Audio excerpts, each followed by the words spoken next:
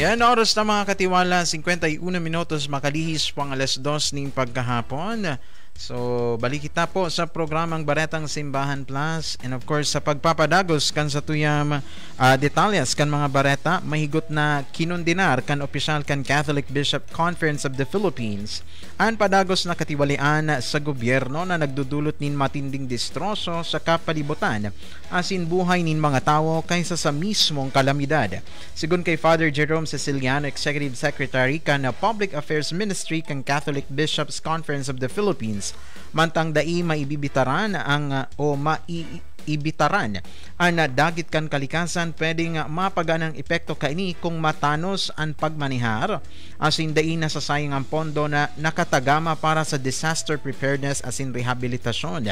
Binatikos man ni Father Ceciliano ang mga opisyal na dapat na nangingenot sa pagtabang tuyong may kalamidad pero sinda pa mismo ang nagiging dahilan kan kagadanan asina pagkaraot kan kabuhayan kan kadakol na mga Pilipino. Dugang pa kampani panahon na tanganing pukawon ang konsensya kan mga namamayo asina mapanimbag ang mga imbwelto sa katiwalian na padagos na nagpapasakit sa mga namamanwaan. Pigsita niya ang paggamit kan pondo kan banwaan para sa pansadiring interes kan nagkapirang opisyal na subot man na nakakaraot kaysa sa mga bagyo o linog.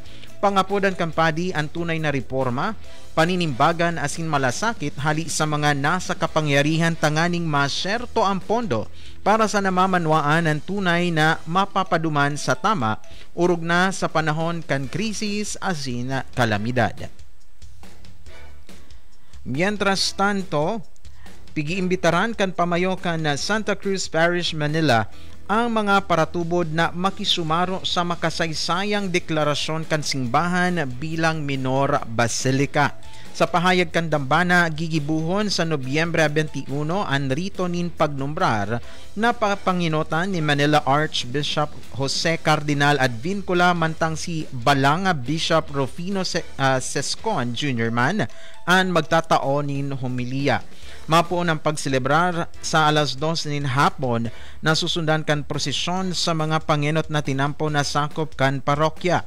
Tanganing tawandalan ang makasaysayan na okasyon ipig-oktaba kan parokya ang mga regular na misa sa alas 5 asin alas 6 nin hapon tanganing makapagpartisipar ang bilog na komunidad sa nasabing okasyon. Kan masungunya na taon inaprubara ni Pope Francis ang kahagadan kan parokya na ideklarar ang Santa Cruz Parish bilang minor basilika sa irarom kan patronahe kang Nuestra Señora del Pilar. Ang pagbistong ini ang itinao sa mga simbahan na may makasaysayan asin kultural na importansya, artistikong kagayunan asin importanteng papel sa buhay kan simbahan. Ang pagiging menor basilika ang sagisag kan mas haraning koneksyon sa Santo Papa, kung pwesto ini ni na man iba-ibang pribilehiyo arog kan pagbubugta kan mga simbolo kan Papa sa laog kan dambana. Namok na ang Santa Cruz Parish kan 1619 kan mga misyoneryong Jesuita na nagsiserbi kay ito sa Chinese community sa lugar. Kan 1643 idinambana ninda ang replika kang Nuestra Señora del Pilar de Zaragoza hali sa Spain. Huli kan mga kalamidad asin gera nagkapirang beses na narautan simbahan asin ang presenteng struktura natapos kang 1957.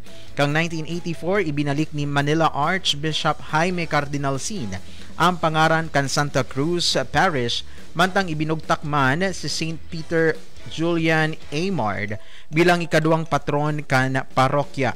Kan pamayuhan kan Blessed Sacrament Fathers and Brothers ang parokya kang 1950 mas nagtalubo ang debosyon sa banal na Eucharistia asin sa adoration of the Blessed Sacrament. Kan 2018 ipigdeklarar ni Archbishop Cardinal Luis Antonio Tagle ang parokya bilang Archdiocesan Shrine of the Blessed Sacrament. Kan Oktubre ngunya na taon, pinanginutan ni Cardinal Advincula ang liwat na pagdambana kan Nuestra Señora del Pilar de Manila sa main altar kan simbahan makalihis ang halos sarong siglo kan pagtiner kang imahe sa side altar kan basilika.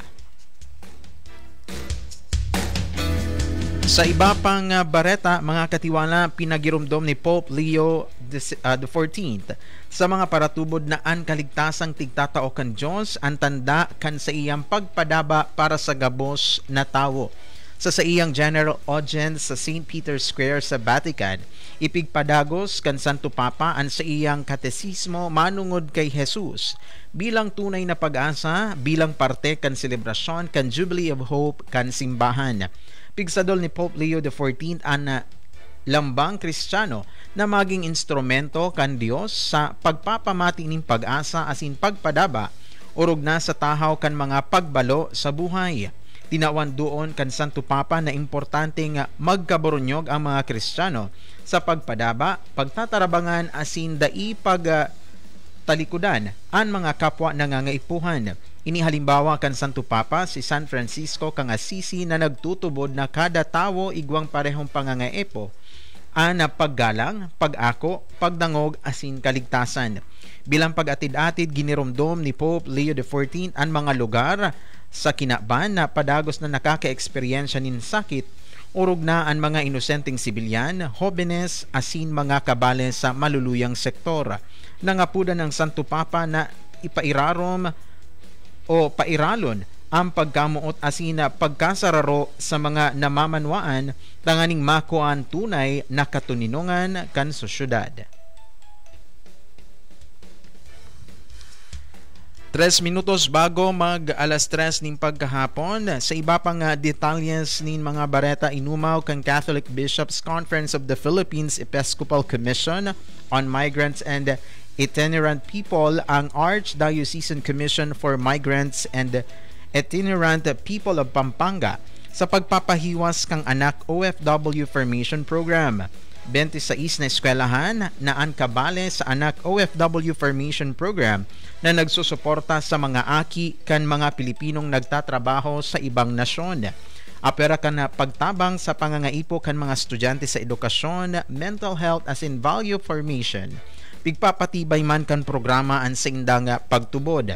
Ini ang parte kan padagos na pangangataman kan CBCP ECMI asin mga Diocesan Migrants Ministry sa kapakanan, pangangaipong spiritual asin pastoral care sa mga OFW, Filipino migrants, Filipino seafarer asin pamilya na sa indang winalat sa Pilipinas.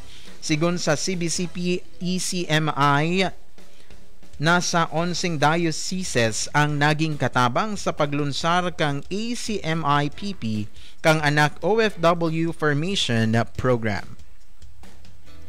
Oras na mga katiwala, 1 minuto bago mag alas 3 ni na pagkahapon. So dyan na po ang katirikbunan kang sa tuyang bareta digdi po sa programang Baretang Simbahan Plus. Sa pangaran po kan bilog na pwersa kang Radyo Veritas Ligaspi, sa lado teknikal katiwalang Mike Resco, and of course sa indo pong nakaibanan sa programa katiwalang Ray Sibiliano. So mag-iribanan po kita sa kaparehong oras sa aga naman po mga katiwala. So Diyos mabalos po and God bless sa Bicolandia.